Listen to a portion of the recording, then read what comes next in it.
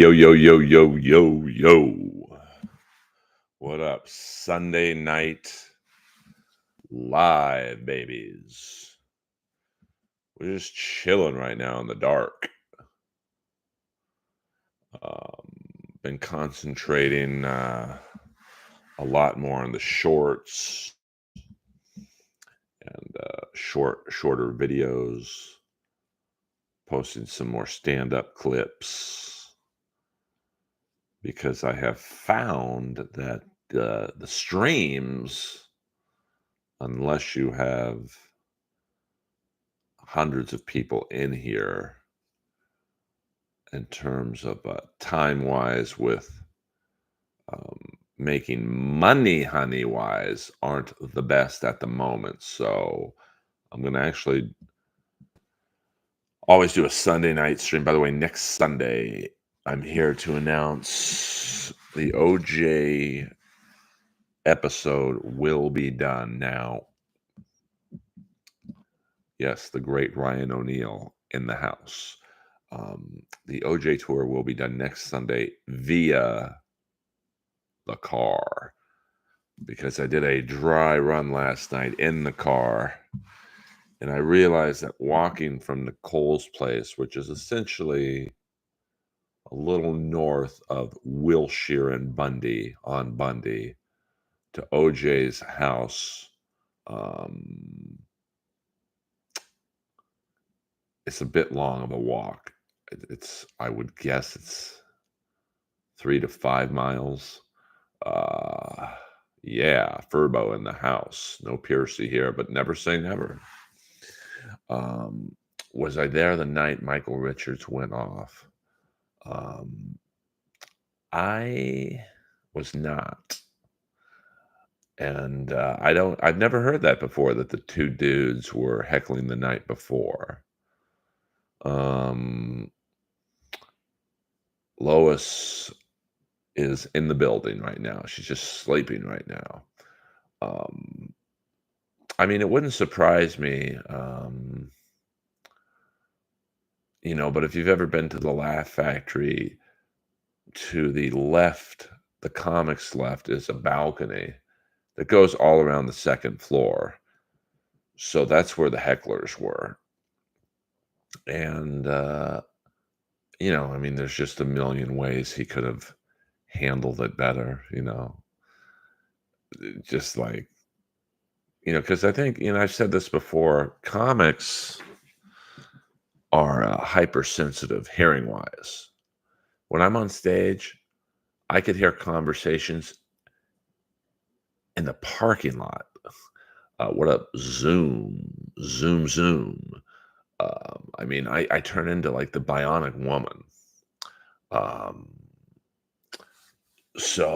But the audience members, when you go to a comedy club, you're not really listening to other noises in the crowd because you've got a mic, a comic with a mic. And if it's a guy, Michael Richards has a pretty deep voice. It's probably not as deep as mine. You're almost trained to turn out any other noise around you and listen to Michael Richards. So I think that the crowd didn't know he was getting heckled. And I've said this before that, it's the comic's job to let the crowd know they are being disturbed on stage. Like I was on stage one night in the main room. It was pretty full. Wasn't quite sold out, but it was very full. And actually, it might have been sold out. But when I got on, and I go on typically last to close out the show, there's pockets of people who've left, but it was probably 3/4 full. Maybe a little more, maybe a little less. And Kyle Massey, the Disney star, was in a front table with 3 girls. And it was very clear that the 3 girls did not know about the other. So there's a lot of table chatter, well, I don't know who this bitch is, but they were kind of whispering it, but I could hear every word. And I had to draw attention to that for the people in the back of the room who probably couldn't even see that table, let alone hear them. And I got them. Like, the whole crowd was basically chanting, "Shut the fuck up." After, I think a minute or two of me kind of bringing up the, "Hey, you guys are disturbing me. Shut up." And I looked at the hottest girl and go, "Kyle, I know you're paying for this one by the hour." And the crowd, that was the one that got the crowd on my side. And even he laughed. And the other two laughed too, the other two girls at the table. So, Michael Richards, I mean, he could have just looked up there and after a couple minutes of them talking, go, "Hey, you guys are gonna have to talk a little louder. I can't hear you when you're in the poor seats." That would have got the crowd on his side instantly. And I've often said this, it wasn't quite the N word that got him into trouble because, I think we as a society are very forgiving people. Um, it was I forget the follow-up line was like, he said something like, "You guys look like monkeys hanging in a tree," or something. And like, that wasn't like an improv line. That came from the heart. So I think that's what he really had trouble recovering from. So what a crappy, but yeah, I mean, it really is. I have, what up, Ross Incognito? I do have some superpowers. Like when I'm on stage, I hear everything. And I have that disease Mary Lou uh Henner has. Like we have now she's got the extreme example of it, but I've got it, we both have extreme photographic memories. And you think that wouldn't be a negative? And she said it the best way. She said, "Every day I go insane because no information leaves my head." And here, Peter Chicken Man Brennan, $2. Why was last night's show running late? Brennan hater bump.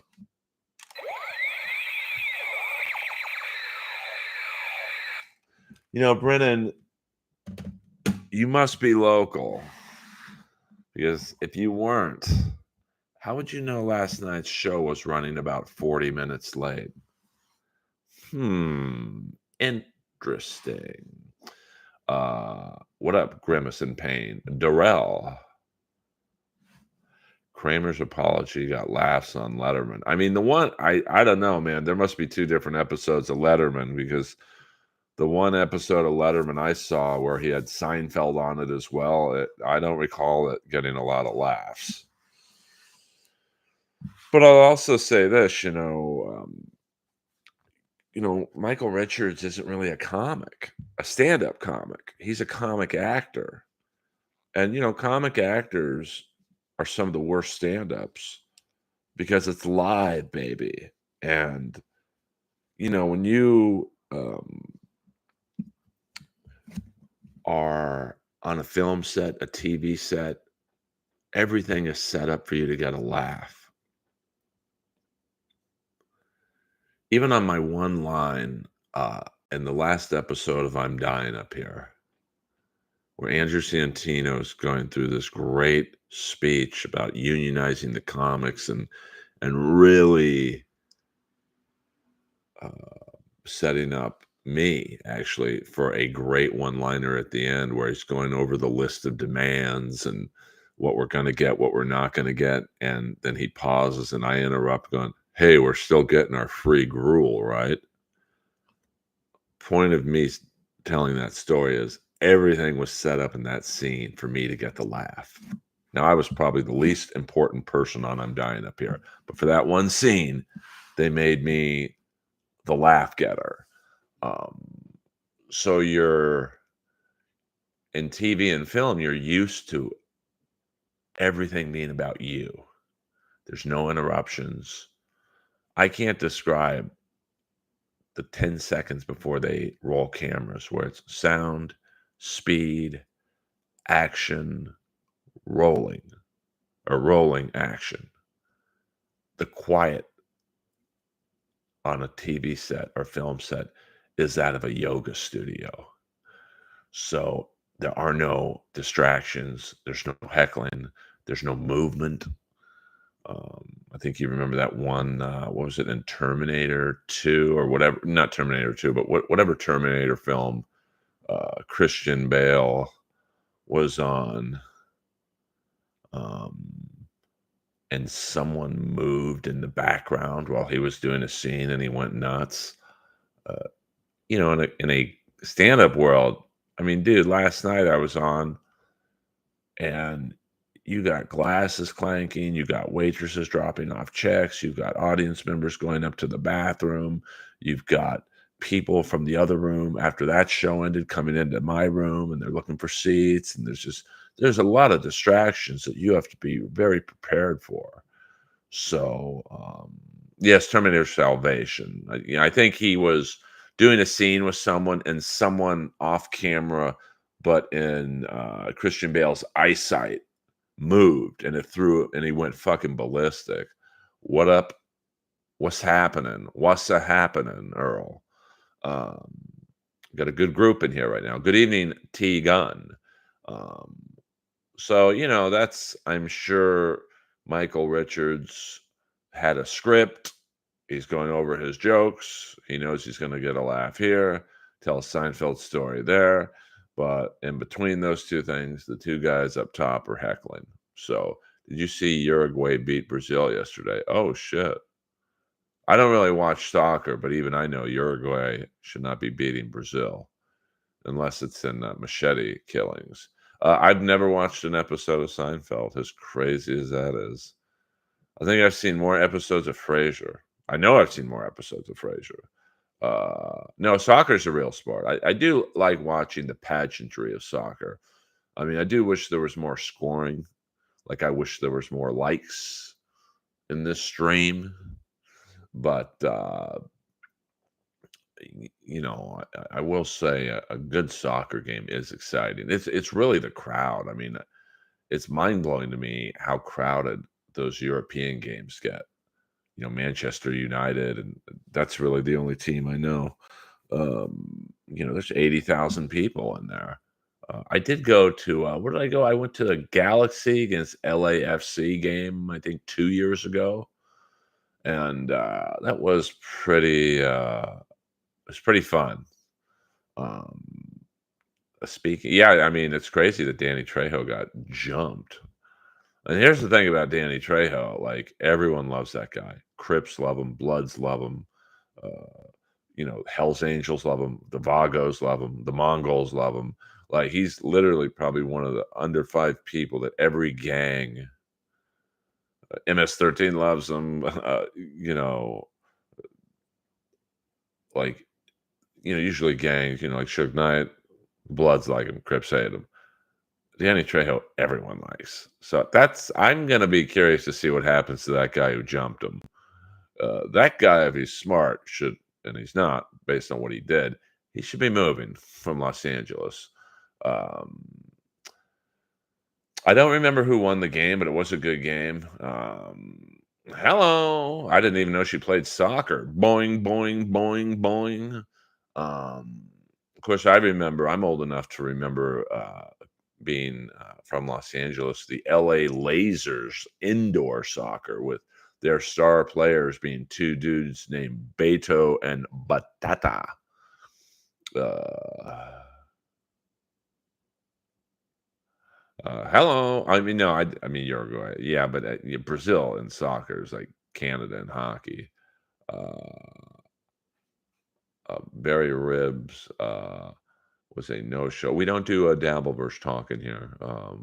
Ross Dogs. Sorry. I know you're not new to the stream, but we don't cover the goings on in the Dabbleverse unless you pay for it. And then we can talk about it. Heyo. I didn't even know Joey C had an. What is Joey? An anniversary show of what? um, by the way, I met Joey C at Hackamania. He's a nice guy, man. I hate to disappoint people, but do I enjoy the Olympics? Yeah, I mean, I like watching the skiing. I'm fascinated by. Um, just that can be so fast and be so nimble. Of course, I like the hockey. I like the weightlifting. I like the boxing. Yeah, I mean, I don't like, the Olympics to me are like white noise. I'll have it on in the background, but I enjoy watching it. I wish Animal Mother. I wish um, Earl helped out. I remember going to the '84 Olympics. You know, the city was in a panic because the traffic reports were like, "Oh my God, you've got to get out of the city. Traffic's going to be crazy," and there was no traffic. I went to I forget what basketball game I went to, but it was at the Forum, and then I think I went to some track and field event. Um, Peter Chicken Man Brennan, biggest comedian bust, Tim Gaither or Rick Glassman. Well, I mean, Rick's been fairly successful. He always gets on TV shows and whatnot. So I would say Tim Gaither, just because Tim's really funny, but for some reason he just hasn't quite popped yet. He's very much got a southern drawl, like a kind of a Jeff Foxworthy, minus the hacky shit. Like he might be a redneck. He doesn't do that stuff, but like he's got like this Jeff Foxworthy type vibe. Um,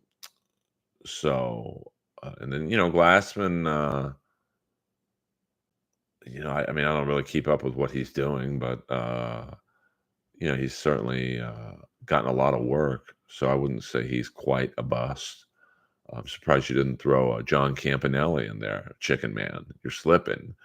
Oh yeah, I mean, thank you, Ross. I mean, I'm trying to build up the subscriber base, um, and to be honest with you, I don't.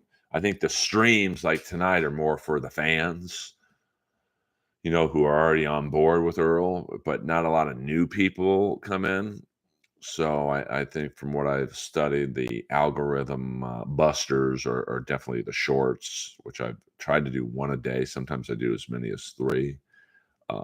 That's probably too much, three, but that's how I do it. Women are just not as funny as men. It's high time we admitted this to ourselves. I mean, I don't agree with that. I mean, I think there's more funny men just because there's more men doing comedy. I mean, women in comedy are almost like African Americans playing hockey. It's just a smaller sample size. I mean, Sarah Tiana, I'll put her up against any male comic in the world. She's just as funny. Didn't Glassman mock being a comedian during his days at the store? I mean, he was never really in at the store. I mean, he got on some shows, but he's not past there.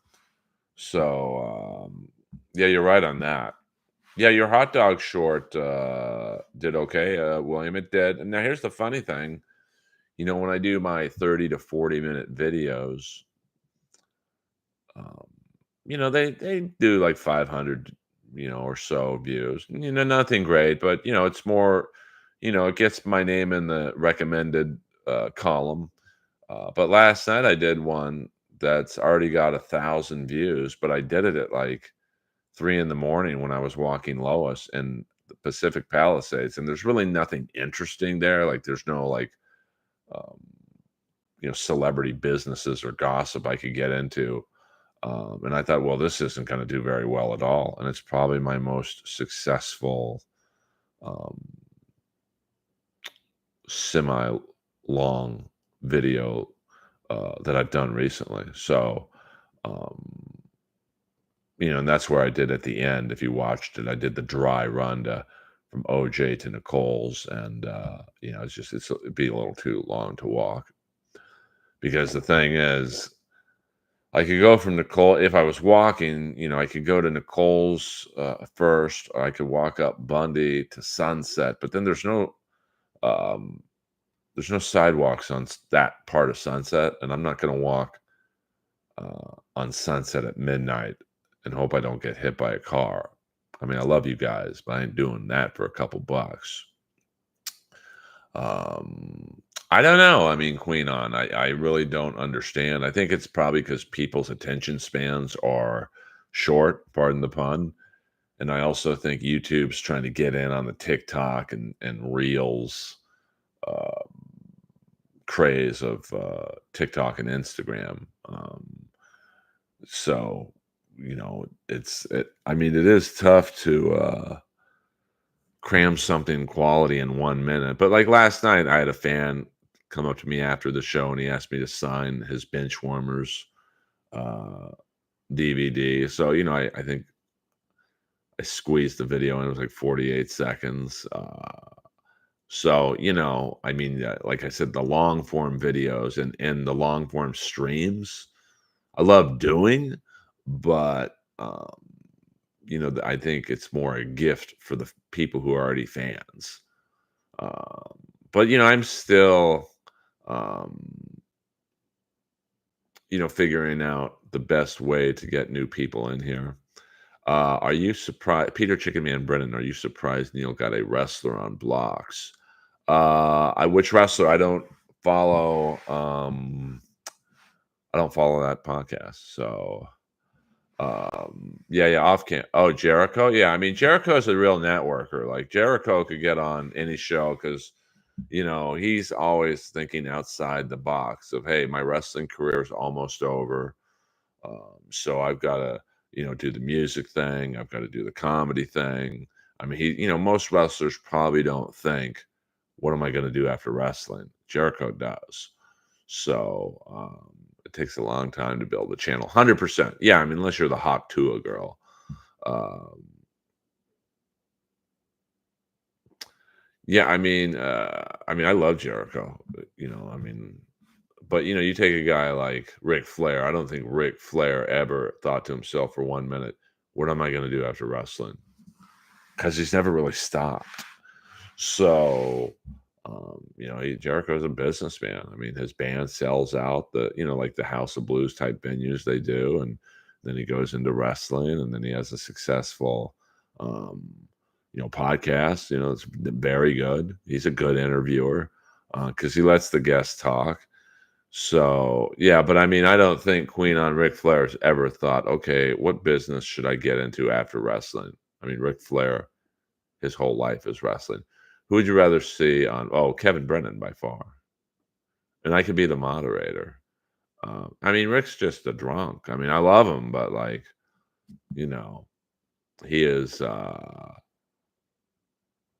he's 75. He ain't changing, you know. Rick is kind of starting to look ridiculous doing that old shtick. Yeah, I mean, it is kind of sad, but it's who he is, like you look at The Rock. The Rock absolutely thought, okay, how do I transition from wrestling? I might dip my toes in and wrestle Roman Reigns, but like I'm going to do movies. I'm going to own him. I can see The Rock running for president someday. Ric Flair wasn't too happy on Kill Tony. Well, I'm going to guess they didn't really tell him what the show was about. You know, I mean, whenever you see a guest walk off, they were misled about what the show was. So, that would be my guess is that he was kind of lied to. Oh, it's a fun show, man. We're going to treat you with respect. And then, and he was buzzed clearly. I mean, Kill Tony. I don't know what time that starts in Austin, but I think it would start around 8 p.m. when it was at the Comedy Store. So, by 8 p.m., Ric Flair's probably had anywhere from 5 to 10 drinks. So, whose tit would you rather slap, Ric Flair's or Jericho's? Probably Flair, Um, but Jericho. I mean, Jericho's pretty iconic. I mean, it'll be interesting to see when he stops wrestling, where fans rate him in terms of. Um, I mean, I don't know if he would make many people's Mount Rushmore, but he's in consideration for top 10. I mean, he was a star at both companies. We're really three companies: AEW, I mean, WCW, and WWE. Man, D'Elia has an eye for comedy, doing a show with Shab to riffing with Ryan Garcia. Um, Someone told me he was at the Kookaburra Lounge the other night. I don't know if that's true, but you know me, I've got moles everywhere. The roast of Chris Jericho, that would be good. I would like to be considered for that. Can you go into detail about the Cypress Hill guy shooting Bruce Kulick? I mean, well, I've told that story many a time on here, but I'll give you the Cliff Notes version. So, as many of you know, I'm friends with the drummer extraordinaire Brent Fitz, who was in Bruce Kulick's post-Kiss band Union with John Corabi on vocals, Bruce Kulick on guitar, Brent Fitz on drums, and the great Jamie Madman Hunting on bass. And after Union had, they didn't really break up, but the writing was on the wall. I mean, they didn't have a lot of commercial success, which is too bad because it's a great band. Their first album's very good. You have a great song on it called "Around Again," and really good cover of "Surrender" on their live album. And then the second studio album, I think, was called "The Blue Room." Really good, but just it's just the wrong time for a band like that. When your marketing strategy is, hey, you got X members of Kiss and Motley Crue, and really, John Corabi, he was really the third singer in Motley Crue, if you count my buddy Odine. Um, he was just, oh, that's Vince Neil's replacement. So it's not like it was Vince Neil. That might have given it a little more name. And then, Bruce Kulick was like literally the fourth guitar player in Kiss. Um, and probably the most talented guitar player in Kiss. But, I always felt bad for him and Eric Singer because, you knew their whole time in Kiss, they were just holding the place until Ace and Peter got back in line, which is, unfortunate for them. But, so we're at the Key Club, which is now they're remodeling it right now. So it looks like they're going to try and revitalize that. Of course, the Key Club before was called Billboard Live, and most famously after or before the Key Club, it was Gazzari's, where Van Halen was the house band, Rat was the house band, Shark Island was the house band. Um, but we were there when it was called the Key Club. Vince Neil was playing, and Brent was the drummer. So we all go backstage after, and backstage at the Key Club, I don't know what it's going to be like now, but back then it was just a really tiny room. It was very crowded, and you got Vince Neil with all the horrors he's got in there, and I think Robbie Crane might have been the bass player at the time, and he's a real womanizer. So tons of girls, and then and I don't, I don't think that was Bruce's jam. So we were all going to go to the Rainbow, and so I start walking out with Bruce.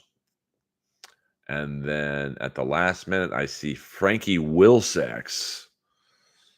For you local LA people, you might remember him from the band The Sea Hags. And Frankie was in Stephen Pearcy's post-Rat band Arcade. It's another good band, just the timing was wrong. So I said, hey, Bruce, I'll meet you there. I'm going to talk to Frankie for a minute. So I start kibitzing with Frankie. Hey, man, I'm a big fan. And he's got like a Joe Perry vibe. And all of a sudden we hear gunshots. So we all go up there, and we're also, and Bruce was hit. I think one bullet hit him pretty bad in the leg, and then one grazed his temple. You talk about not even a quarter of an inch, but another a tenth of an inch, and he's probably dead. And he's bleeding pretty bad via the leg. I think it might have hit his carotid artery, isn't it? And this is like 30 seconds to a minute after he got shot, so he's bleeding pretty bad. And I had a really nice long sleeve Versace shirt on, probably $700, $800. I don't remember. And okay, you're right. Thank you, Queen on.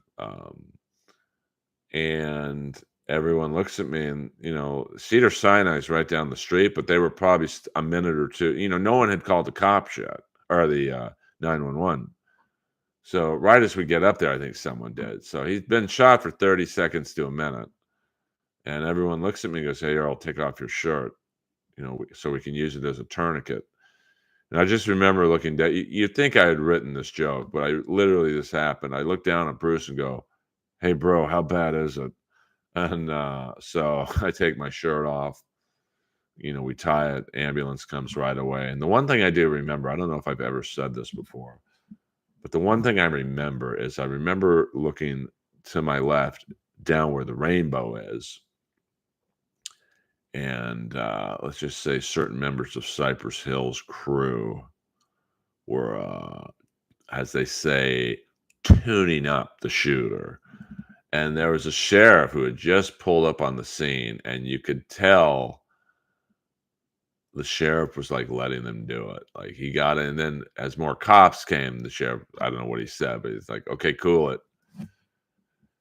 So they take Bruce to the hospital, and we all go to the hospital, Cedar Sinai, which is about 2 minutes down the hill. And I just remember waiting in the waiting room, and I could hear people from Cypress Hill's posse going, "We got to find out who that motherfucker is." I don't think they wanted the punishment to stop for that gentleman. Um, so the funny thing is, um, I really wanted that shirt back. So I went back the next day and I'm like, "Hey man, not for nothing, but what room is Bruce Kulick in? And what do you do with the gunshot victims' clothing?" And the guy's like, "Oh, we put that in the biomedical waste bin. No one goes there." I'm like, "Where is that?" "Oh, it's in the basement or wherever." So I remember going down to the basement with no gloves on, nothing, and I'm just going through there's blood everywhere in that bin, and I found my shirt, and I still have it. I could probably sell it on eBay for a couple hooves. Um, yeah, I mean, I don't remember if anyone was wearing a belt, but yes, I did witness the guitar player from Kiss getting shot. Now, I don't know if they ever got street justice. So apparently, what happened was, Cypress Hill and his crew, if you've ever been to the Rainbow, they like to eat and smoke the weed at that outside front table. So as you walk into the Rainbow, um, it would be the table on your left, just like a little patio. And they got into some beef with some dude, and the guy went back to his car, got a gun. And I still to this day don't know how he was shooting at them and hit Bruce Kulick, who was probably 100 yards west. Like it just shit luck for Bruce. But he um survived, and we're all happy for that. Um and did you ever see Biggie get killed? No, but I remember that was when I was living in Century City in the Fay Ray building. And I remember this young kid lived in my building. He was what you would call a wigger, a white dude who acts like a brother. And I was coming in from somewhere. I think I just played hockey or something. And he comes pulling into the circular driveway and runs through the lobby. He's like, "Biggie got shot. Biggie got shot. I gotta get." He said something like, "I gotta get ready," or something like he's gonna help get the killer. Because I lived on Century Park East and Olympic. The Biggie shooting was on Fairfax and Wilshire, which is about, I don't know, at that time of night, it was about a 3 to 5 minute drive. So I don't know what this kid thought he was going to do. But, were you there for the LA riots in the 90s? I was. And it's where but I was in the Fay Ray building, so I'm on the 19th floor, Century Park East and Olympic. They were not going to get to my unit. But my friend who wrote for Soldier of Fortune, he came by with a box full of weapons. He's like, "Pick, you might need it." I'm like, "Bro, they're not going to get on the 19th floor." I got security, lobby, it's a very secure building. He's like, "Just in case." So he gave me, the Rambo knife that I have. Let me see if I have it.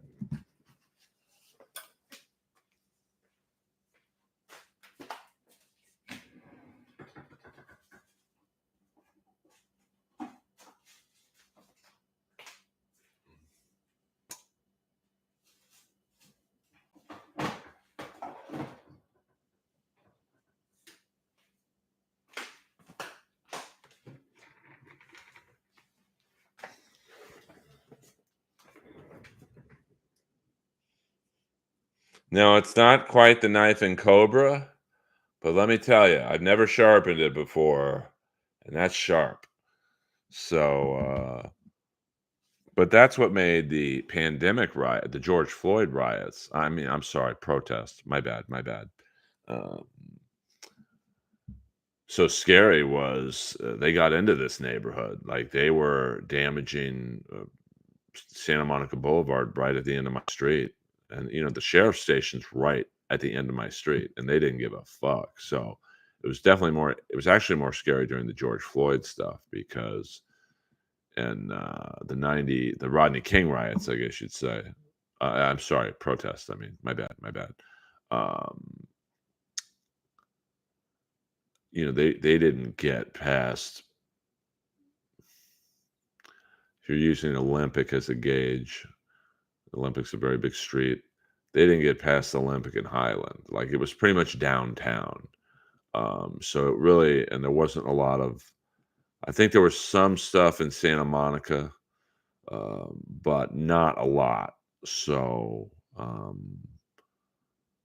it was a very different feeling for the George Floyd stuff because, um, like I remember me and Chandler walking on Melrose late at night with Lois, and it was unbelievable. Like people just driving by, throwing rocks in the business windows, and like Melrose still hasn't recovered.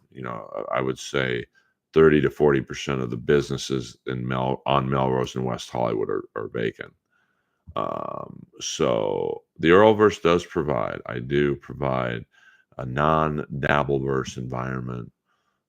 I believe, well, Kip Smith is not here right now, but the very first person to be banned in the Earlverse was, I think, was it Doctor or Mister Z for spelling out the N word several times. Um, so if you get attacked while in bed, are you running down the kitchen for your knife? Yeah, I mean, I probably should keep it up in the bedroom. I do have Arthur's Kaliev's game worn or game used hockey stick right by my bed, and it's if you, I don't know if I've ever shown it on the stream, but most NHL players have very little tape on their stick. They're so fucking skilled that they don't need a lot of tape, and like maybe one pass of a roll of tape, just and that's it. Um, some players don't have any tape, which is crazy to me. Artur Kaliev, who has a today is still on the Kings, but I hear not for long. Apparently he grew up playing tennis as a child, so his butt end is literally a whole roll of tape. It might even be 2 rolls of tape. Like, I have trouble grabbing my hand around it, like, it's so thick. So point being, if someone I have my bedroom door locked at night, so I get a little bit of a warning in case someone's in the house and they're trying to break into the bedroom, and it's, probably not much of a warning because 'cause I'll be sleeping, but uh the stick is right by my bed, and this stick could fuck somebody up. I mean, I could kill someone if I landed the right blow with this stick. And, these hockey sticks, they're not like wood sticks like back in the day. These are carbon graphite compression. Like they are steel, basically, light steel. And I'm trying to think if I have any other weapons upstairs. Not really. I mean, I do have some hockey pucks up there. So it would be funny if I just lined up about 8 feet from where the bedroom door opens, and as soon as the guy broke through, shoot a puck at him as hard as I could. I could probably kill a guy. Um, no, you know how much that stick is worth? It's like it's probably one of the great pieces of memorabilia out there. Um, yeah, but some don't. Like I had Zdeno Chara's stick, and he didn't have much tape on it at all, but his stick was very sticky. Like it was they coated it with something where he didn't need a lot of tape. Um, so it is interesting. Hockey players are very superstitious. So they um, like I said, some players use a little tape, some players use no tape, and a guy like Kaliev, I mean, I can't express to you how much tape is on his stick, and it's also with gloves. I used to collect hockey gloves of my favorite players, and um, you would have Martin Firk, who had the hardest shot in all of hockey the last couple of years. He would wear 13-inch gloves and cut the cuff off. The cuff is that layer that's just below the wrist, that's a part of the glove. He would cut that off. So, his gloves, if you bought them in a store, are 13 inches, but because he did the customization, I would say his gloves were about 11 inches in length from fingers to wrist, which is crazy. And then you had a guy like Chara, his gloves were, I would say, six. I think I bought one pair of Zdeno Chara gloves, and they were 17 inches. Now, both Firk and Chara have probably the two hardest shots in the last 10 years in the league. I think Firk in the AHL I think his shot was 109 miles an hour. Like, that's crazy. And I think Chara's at the NHL was, I would guess, I think it was 106, something like that. That I do, Animal Mother. That I do. Um, get some nunchucks. Oh, I don't know how to use them. Um, and then sticks are the stick flex is what they call it. It's the stiffness of the stick.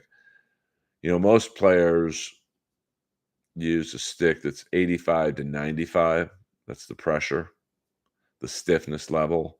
Firk. Now the theory is the stiffer the stick, the harder the shot, because there's no give on a stick that has a heavy flex. But Firk, who has the hardest recorded slap shot, his stick flex, 75. Because in his mind, the more whip, the more flex you have, the more momentum you can create. Chara's stick, the one that I had, I think the guy told me it was the store equivalent of 150 flex. Now, a real stiff stick is about 110. So 150 flex is like it's just not, it's not made in stores, but I'm sure Chara had some connections. Arby's gave me diarrhea again today. Do you like curly fries? Well, not after that. Do you think that hockey skate to the neck death was intentional? I don't think he meant to do it. I don't have any goalie masks. They're too expensive. I mean, just a regular goalie mask is like $500, but then you get the paint and the customizations, and you're talking like Darcy Kemper's new King's mask will probably be $5,000. So I don't. I don't think the guy meant to kill the guy, but I think he meant to hurt him. I don't think anyone goes into a hockey game I want to kill someone. But you also kind of forget these guys are so fucking skilled. I mean, I still to this day have not seen the tape. I have no stomach for shit like that. And I know a lot of my friends who play on the Kings, past and present, they knew the guy who died. So it's just be honest. Did you buy that Japan Hulk Hogan figure? I did not, and I'm glad I didn't. He just got exposed for being racist again. I guess he fired a black brand ambassador for his beer company. and he got caught because they said, "Oh, no, no, it's just scheduling conflicts," but then she later found out that, the conflicts of interest, um, were non-existent and that she was replaced by white people. Uh, I just watched Kamala and Sika versus the Can-Am Connection. Is that on YouTube? Let me know. I guess Hogan has a beer brand. Well, I mean, I've played hockey before, ice hockey. You don't realize how sharp those skates are. I mean, they are Ginsu knives strapped onto the bottom of a boot. Um, so, well, I think it just doesn't look good, William, given his past history with the use of the N word, and then you have a black ambassador, and they're fired. And she was lied to. I think that's where people are going, "Oh, she was lied to," saying, "Oh, the events were canceled or they were delayed," and then she later finds out, "Oh, they weren't canceled or delayed." So it was his teammate too. I don't think it was his teammate; it was his opponent. Um, so I thought it was a joke at first too. I thought, "Oh no, this is just like the Onion acting out again." So. Um, Yeah, but that hockey incident, I mean, I almost when I used to play Sunday nights, Culver City, um, we'd take over the King's practice rink. I think we broke in. I don't think we were supposed to be there. And what a ragtag group of dudes. You had Bruce Thomas, the mailman, uh, Nicole's mailman. We had Rocky George, the guitar player from Suicidal Tendencies. Um, and I played without a helmet back then, you know. Um, and I remember one time, I can remember it now because it's so vivid to me that I was going in front of the net. I tripped, and the guy who I tripped with, his skate went back and literally, like, you guys, like his skate blade, like, went this close to my face. And I remember feeling the wind of the blade. Uh, my God, I was very lucky. So I like that, William. Uh, I might have to use that Zoom. Uh, yeah, but I think the optics of it don't look good. Like if he never said the N word and all that stuff, like to his daughter, you're not going to date a. It's fine. No one bats an eye, but he does not have a great history with African Americans. So Vince has been kind of quiet. I'm hearing rumors of Shane McMahon to AEW. That's got to be very interesting, which shows you that he must not get along with his sister Stephanie, or maybe he doesn't like Triple H. Now, I'm going to assume they'll bring in Shane McMahon for AEW All In London, which is shaping up quite nicely. That's the big pay-per-view at the end of August. Of course, they have Blood and Guts, I believe, in Nashville this month. Um, CH, mama, call off the dogs. You must be new to the stream. Welcome aboard. Welcome aboard. Hey, hit the like button. Where is, who knows? Yeah, I thought Jeff Jarrett. I thought it would have been cool if he won the Owen Hart thing. I know it's like, oh, come on, dude. He's 55. His best days are behind him, but it's fucking wrestling. It's not like we think the best wrestler wins. It's the wrestler who the writers want to win. Um, well, I don't know. I mean, I think it's real though. This isn't a work. It's not like Tony Khan and WWE are working together. I mean, I think that listen, I know a lot of families that don't get along, brothers and sisters. And I'll guess that Shane doesn't like Triple H running his father's company. They probably don't get along, to be frank. So he's like, "Fuck it, I'll help the competition." Um, it be an interesting. It'll be interesting to see how they bring him in, if they do bring him in. He likes to get in the ring, man. I'll give him that. I mean, I don't think AJ Styles has been the same ever since Shane McMahon out wrestled him at WrestleMania. I was like, what? It kind of made AJ Styles look weak that, you know, a non wrestler was keeping up with him, in my opinion. Um, when were Jeff Jarrett's best days? You know, in Mid South, I mean, 20 years ago, 25 years ago. Yeah, if I had um, the push Brendan Schaub had, mm, Shane versus Jeff Jarrett is the rumor. I don't think they would do that. Um,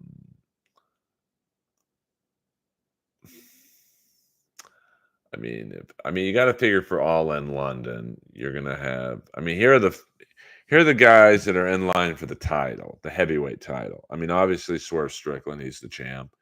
You got MJF, you got Will Ospreay, Okada. I mean, they're using Jay White a little more. Um, I mean, there's 2 months to, so those are your top five. Omega's probably coming back, but you could tell. I would guess. I mean, it's tough because Swerve is a good champ and he's a great wrestler, so I don't think they should take the belt off him anytime soon. But I'm sure MJF didn't come back to not get the belt. I'm sure Osprey signed. London's a big card because that's his hometown, home country. And I'm sure Okada signed, like, hey, man, I'm the best wrestler ever in New Japan. I want the belt in AEW. So you got three guys who really should have the belt. Now, they could do a three-way for the title. That'd be pretty cool. Swerve, Osprey, and MJF. Because you could tell they're kind of setting up for Okada and Omega, which has not been seen on American television. I don't know if Omega will be ready, but you could tell the last few promos with the Elite that they're blurring out Omega's face. So they're setting it up for Omega Okada. So All in London should be good. And then, Shane McMahon's involved. I could see him. I mean, I'm trying to think who's aid. What would be a cool match is Shane McMahon versus Darby Allin, because those two guys will fucking go nuts. With the stunts and off of ladders and tables through glass. Um, of course, Jack Perry's, certainly done a great job. Maybe Jack Perry against Christian, but they're both heels, so I don't know. So All in London should be good. I mean, AEW, I'll give them this. Their TV ratings are in the shitter, but they do put on good pay-per-views. I didn't like Forbidden Door, but um, I mean, I don't know. I think, I mean, Jeff Jarrett in the history of pro wrestling, how will he be remembered? I mean, he was there. He's definitely an upper mid card guy, I would say. I certainly wouldn't have him be the one Shane McMahon's um, going to come in with. I'd have it be Darby Allin. You could have Darby Allin in the middle saying, I've wrestled everyone, I beat it's kind of like my idea for Sting. The first opponent should have been Randy Orton in WWE. Randy Orton reviving the legend killer gimmick. I beat Hogan, I beat Angle, I beat Austin, I beat Undertaker, and then the lights come down. Sting walks down and goes, you never beat me. Bam. So I think Darby could do a similar promo. I beat MJF, I beat this guy, that guy, yada, yada, yada, yada. Lights go down and out walks Shane McMahon. That's a big pop, man. That's probably the biggest pop in AEW history. And it's so fucking simple. Kip Smith in the house. I hope Mr. Z has been banned for life in this stream. Moose should be the next world heavyweight champion. Well, he's in TNA, unfortunately. How long can AEW deal with low ratings before something gives? I don't know, man. I mean, their ratings are pretty bad, to be honest. Um, so well, yeah, he never Sting should have never have gone to WWE, but I'm assuming he wanted the video rights and shit. Like, WWE owns everything. Now, I don't know what the negotiations were like, but I'm sure it was like, hey, you want your video rights? You want to sell dolls with Sting logos on it? You got to wrestle and you got a job to Triple H, or you don't get shit. Jeff Jarrett smashed guitar over Beetlejuice. I mean, that was maybe his shining moment. Um, who do you think Taker and Sting? Why do you think Taker and Sting never happened? Okay, good. In the history of the Earlverse stream, one person has been banned, and that is Mr. Z. Now I'm sure he'll come back here on a burner account. I know that, I know the freaks and the discords and the Dabbleverse. I have one account. Excuse me. So Articulate John coming in swinging. Well, you don't know if he didn't need the money. I mean, he might make a comfortable living. I'm talking before WWE. He was in TNA, just living his life. But I would guess from the heyday of WCW. Now I'm guessing. I have no knowledge of this. Sting was probably making $1 million to $2 million a year. Probably got a cut of the merch sales, but then when WWE came in and bought everything, the video rights, the copyrights to their names and everything, even though I think Sting does own his name, um, that he wanted the video rights, for a Sting best of DVD. You can't do it. You can't, he would only be able to really do his TNA highlights or whatever. So I'm sure it was financially motivated. And I think Sting is his own manager. And by all accounts, Sting is a great guy. Like, everyone loves him. You've never heard a bad word about Sting. Like, you've heard tons of bad words about Hogan, Warrior, Stone Cold, Jericho, but nobody talks bad about Sting. He's, universally liked. So, yeah, but you can lose money into real estate. Like, my family has done well in real estate. Look at the fucking guy from Judas Priest, KK Downing. He put all his money into this real estate project, and he's basically broke. Now, here's Judas Priest, a successful band for 40 fucking years, and a founding member is essentially broke. One wrong move in real estate, you're effed. Um, well, I mean, who does own a FedEx building? I actually own the land. I own the land. Yes, hit the yeah, KK down, and he invested in like a golf course resort type thing, like a Mar-a-Lago or something. And I'm telling you, man, you can, like, Joe Rogan will never go broke. He just makes too much money. But you take a guy like Steven Adler, the drummer from Guns N' Roses, who I lived in the building with, the Fay Ray building. He's broke, basically. Now, this is a guy who drummed on Appetite for Destruction, the highest selling music debut of all time. Not the highest selling album of all time, but the highest debut. I think it beat Boston. Um, and, I mean, bad investments or whatever he did with his money that he didn't snort up his nose. Um, you know, you